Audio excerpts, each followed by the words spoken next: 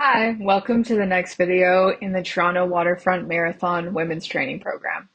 I'm Brittany. I'm a therapist at Shift Collab, an online therapy clinic here in Canada, where I support people with a range of issues like anxiety and stress, and body image and self-esteem. I'm also in the thick of marathon training myself, so I really understand the physical and mental ups and downs of this process. Today, we're talking about managing self-doubt in marathon training, especially when you're balancing everything else in life. This is often the point in training where questions start to creep in, like, am I ready? Will I be ready in time? Can I actually do this? And how do I manage it with everything else I've got going on?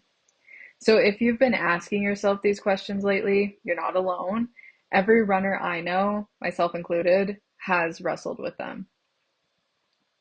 And as the training builds, it's natural for these doubts to get louder. Long runs take more time, recovery feels heavier, and life's regular demands don't just slow down because you're in marathon training, unfortunately. And that's why it's important to remember self-doubt doesn't mean you're not capable. It's actually part of the training process itself. Just like your legs are learning endurance through mileage, your mind is learning endurance by working through these very doubts. So that being said, here are some strategies that can help steady yourself when those doubts or questions can feel overwhelming. The first one being let's validate, explore, and reframe the doubt. When it shows up, like I can't do this, I'm not ready, start by validating it. Of course, you feel doubt. This is new, it's hard, the mileage is heavier, finding time is tough, all of that is true. And then let's start to think of where this doubt is coming from. Is it because it's unfamiliar? Because it's demanding? Because life is busy? Again, all of that makes sense, but it doesn't mean you can't. It just means we're standing at the edge of that growth and we can reframe it with curiosity. Let's see if I can. Let's see what I can do today. Another strategy that I find helpful is to revisit your why and connect to it. So your why isn't just something you wrote down at the start of all of this or thought of at the start of all of this, it's a tool. If your why is proving you can do hard things, anchor into that during your midweek tempo. If it's running for joy, ask yourself what will bring me joy during this week's runs. Your why can give meaning to those hard days. Another helpful strategy to keep in mind can be the 80% rule and learning from that missing 20%. So we don't need perfect training. Hitting about 80% of your plan is enough, but instead of brushing off the missed runs, we can reflect. What kept me from that run? Was it fatigue, stress, my schedule? Those insights can help us to adjust moving forward. So even that missed 20% can teach us something about balance.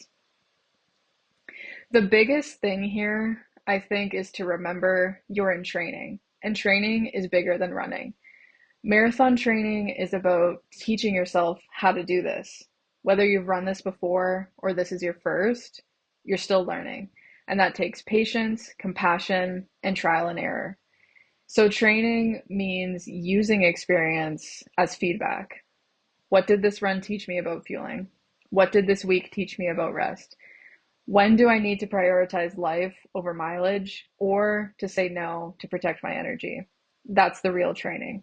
I think every choice, running or not, is shaping how we'll show up on race day. One last thing that can be helpful is to practice mantras, and that's not only on race day, that can be in this training process as well. We can do that, practice them in easy runs, warm ups, even stretching, and that can help us be prepared for when we need that the most. Some simple options that you can try out or make your own are strong and steady. That can help you hold rhythm and pace when your body wants to give up or surge too fast. One step at a time can be a grounding reminder to focus only on the next foot strike. I've done hard things before. I can do this now. That can link your running resilience to your life resilience. Forward is forward. Progress matters more than perfection. And one last one is I belong here. That can be powerful at the start line or when those imposter syndrome feelings can creep in. So overall, marathon training isn't just about finishing 21K or 42K. It's about learning how you respond to challenge. It teaches you to push when you think you can't, to hold back when conserving energy matters, and to tune into your body and mind and what they actually need.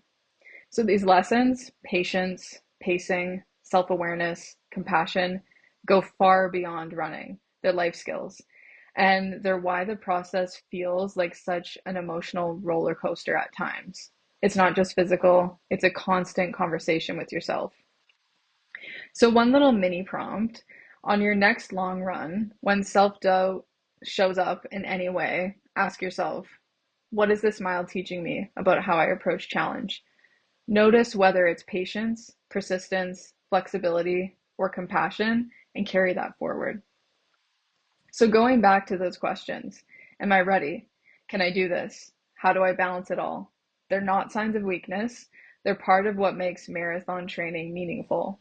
Every mile, every recovery choice, every time you show up when it's imperfect, you're training your body, your mind, and your life for endurance. And the truth is, we're not doing this alone. I'm training right alongside you. We're learning, we're doubting, we're growing, and we've got this.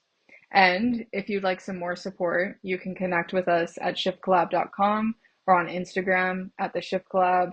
And you can reach out to me directly at brittany.tranter@shiftcollab.com.